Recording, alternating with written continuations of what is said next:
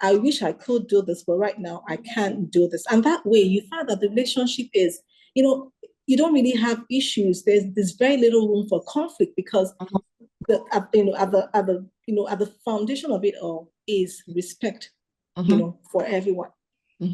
Thank you. How about me? Thank you. I'll start by saying, Tenny, I found it quite amusing as we were speaking. Your dad came on camera. Yeah, I was like, watch it. Okay, to the point. A few things here. Afolasade, thank you for all you said just now. I think, I'll come to it in a second when you talk about mutual respect, but 100% stuff from, I believe upbringing does have an impact on communication. It absolutely does. And I want to relate this slightly to a national perspective as well. There is a way nations speak, at least in the case of Nigeria.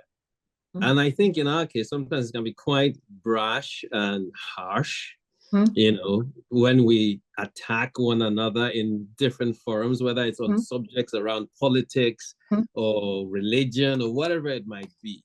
Yeah, we tend to be so tough on one another as a nation.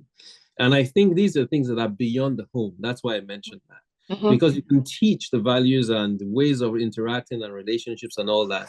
But there are other influences and forces that we should be aware of.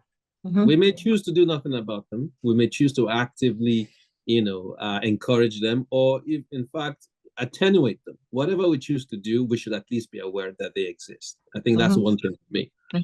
And so, but when we talk about communication and the upbringing element of it and how that gets formed, one thing we haven't gotten to today, and I'm sure at some point we will in future conversations, is when you then take all that and go into a spousal relationship, into marriage. Yes. And then everything you thought you learned and everything you thought you knew is turned upside down because someone else is coming with their entire different new perspective. Yes.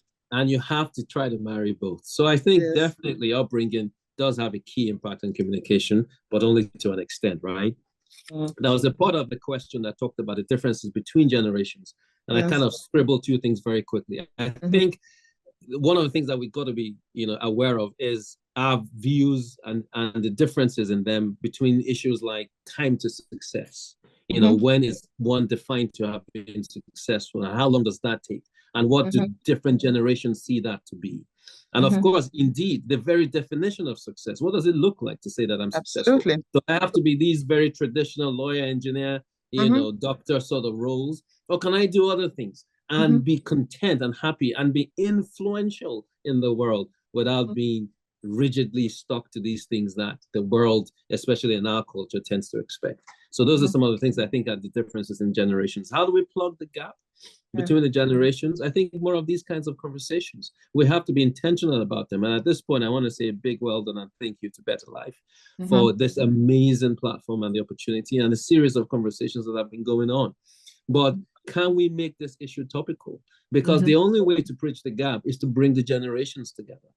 Yeah, they tend to stick with one another within their insular groups. And only in the family relationship or in the teaching relationship do we find that the generations start to blend.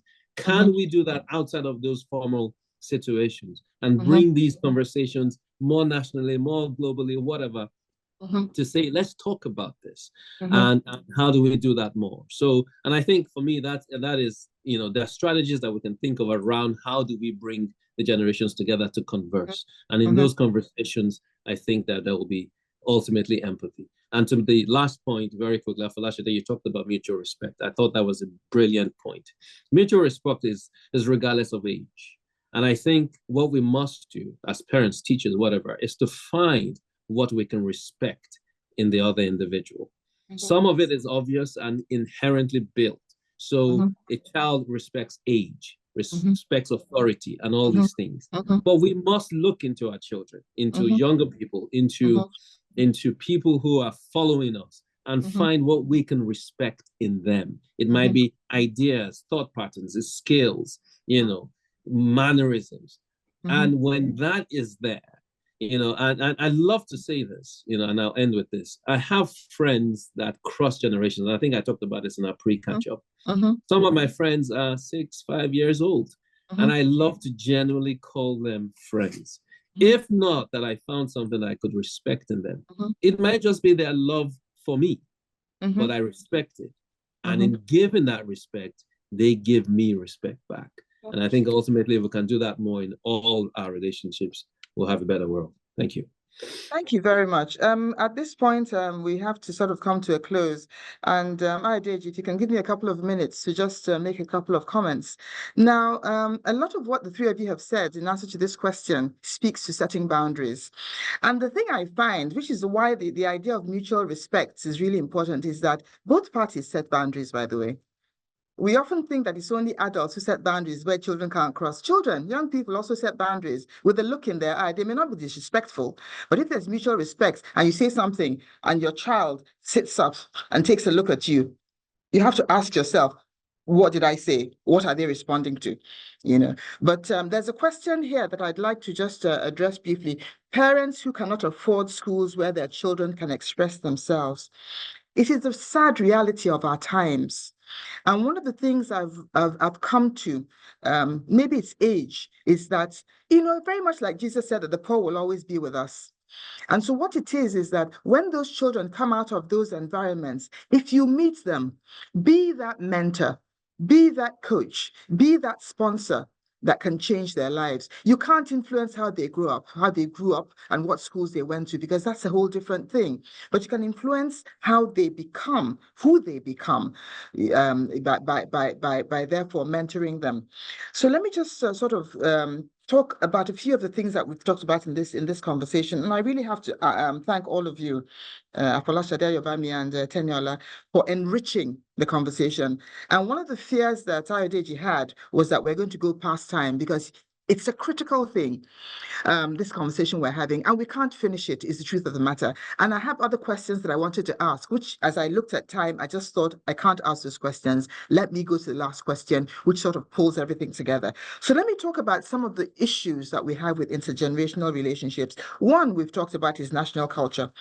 And what Hofstede has described as hyper distance. When you're older than me and you have more authority than me and you're richer than me and all those things, there's an obligation on my part to respect you, and I automatically respect you, which means that if you introduce the cultural element of calling me by my first name, you erase some of that respect in our culture. And that's the reason why some of these organizations that have first name bases, there's a conflict. Because when customers now come who want to be addressed as Otumba and Chief, they're thinking they can call them by their first names. That's a problem. And so with national culture, recognize national culture and the limits of it, and then work towards unifying the things that you can.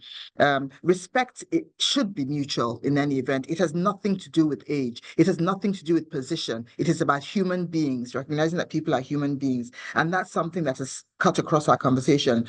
The second is the idea of the contemporary generational cultural differences. The idea that younger people of different ages, different generations, think differently, because there are different cultural changes. Culture is a social construct, and so culture will change as new things are introduced, whether we like it or not. And there are a number of things that our children may find comfortable that we don't find comfortable, but nevertheless, it is their reality. And it is about coming to terms with the fact that we have different realities and accepting those realities, and however, still making our own point.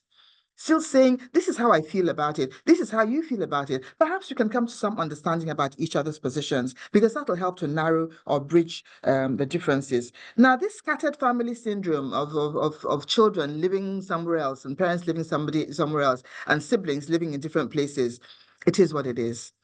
It is a function of 21st century society. So what can we do about it? What people tend to do is to have WhatsApp groups and all sorts of, we call each other on a Sunday. And so you work within the context of what you can. It is what it is. And that's really the truth. But it exists. And we must recognize the challenges that are inherent in a lack of physical relationship.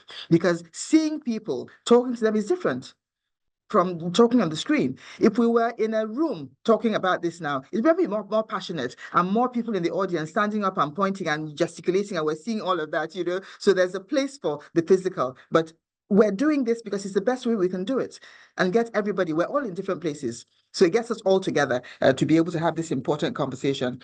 And then the idea of also the power, what do I call it? Structure in intergenerational relationships. And now, one of the things you talked about was economic power. And it's not, of course, just economic power. It's that whole, again, national culture, high power distance. I'm older than you. I provide for you, and I know better than you. So you've got to listen to what I say. What do you know? That's the whole issue. In this generation, it doesn't quite work that way. And one of the things we've also talked about is the idea of different, not the traditional careers, different careers that are now available to young people. And it's about parents of the old ways, so to speak, understanding that there are many ways for a child to be successful, which again takes us to the idea of definition of success, which you talked about. Then also one of the things that came across is the idea of the importance of listening and understanding and being intentional, and the fact that we're all influenced by our environment. And I think one of the things that Teniola said, which is really, which for me makes the total point, is that whatever challenges life throws at you, how you respond and how you react is entirely your business. And so each of us must learn to respond in a way that is the most beneficial to us, irrespective of what happens to us. And if we can do that in the connections and relationships we have, that is what builds mutual respect. Communication is key, is something that we've talked about. And, leveling the whole vertical structure to understand that we're all human beings and doing what human beings do, which is to say, support each other. But I'd like to just make a point about parenting, because it all starts with parenting. And when Afalashade was talking, and she talked about the intergenerational issue, the matter, and how her brothers saw her because of the vast age difference, and indeed also because she's female. It's important that we recognize that young people grow up. I often think that when parenting starts, you're a benevolent dictator. The parent is I'm telling you what to do, but I'm doing it because I love you and I'm telling you, so you just do it. And as a child grows up, it has to move towards a greater democracy. Okay, I hear you. Is that what you're thinking? Okay, but let's just do it my way at this point in time. And as we go along, we'll see what happens. And then when the child is an adult, you're talking to each other, and the child is saying, I actually don't agree with you. And you can't say you must agree with me. It won't work because you're going to lose that child. And so it's important for us as parents to recognize the cues that our children give us, because they give us cues when it's time to change our parenting style. And on that note, I'm going to have to give it back to Ayodeji, because this conversation, I'm sure we'll have to continue in some other forum. Thank you very much, and good evening. Thank you so much to all the parties, because without the panelists, you can't have a conversation.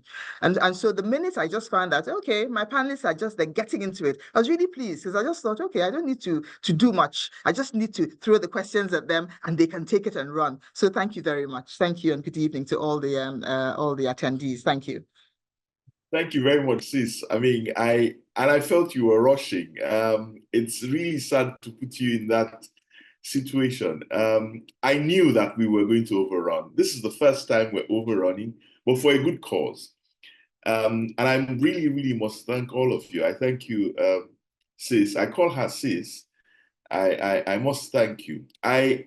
Well, yes, I can talk about what is coming. I mean, the conversation continues. And focuses on the workplace relationships, navigating benefits and boundaries. And we've got a very interesting panel as well. We've got Mr. Musa Alibaba, who will be looking at it from the C-suite. We've got Fumi Abiola, who will be looking at it from sort of, midpoint career. And then we've got Ebenezer Shongo Koya, who will be looking at it from the startup point. And then this is all moderated by Oiza Salu. But I must thank each of you. Sis, I must really thank you. I honestly don't know how I got you to do this, but I can't think of any other person that will have done it as well as you've done it. I also want to thank you, for taking your time and all the rush that you had to do just to meet up with this time. I really appreciate you, Ayobami. And Folashade, thank you so much for your time and the personal stories you also brought to the table. And to our son, and a young man that makes us so proud. Thank you very much, Teniola, for the time. And Tenny could have also, it's also caught in between other things that he should have been doing at this time. I must thank you all. Thank you very much. And thank you, You did participants. not mention Ayobami by name. I did. Ayobami, I said Ayobami. Thank you. I did. Ayobami, thank you. I thank you for making that time, specific time for joining us. And I must thank all the participants who stayed. Thank you very much. And see you on August the 29th, when we'll be talking about specifically well-being at work. Thank you very much and see you again. Thank you. Have a good evening.